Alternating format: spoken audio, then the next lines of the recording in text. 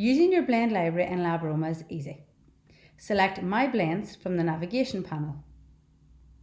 Every blend you have created in LabAroma will be stored here.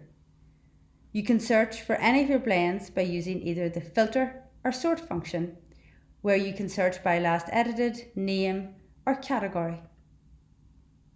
Your blend library will show you a preview of every blend, including which category it has been allocated to, if any, the date it was last edited, and tags, if any have been allocated to your blend.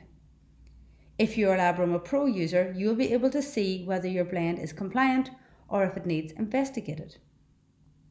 With one click of a button, you can edit, view, duplicate, or archive your blend from the library panel. If you select View Blend, the full details of your blend will appear in the View Blend screen. Here you can choose to edit or duplicate your blend.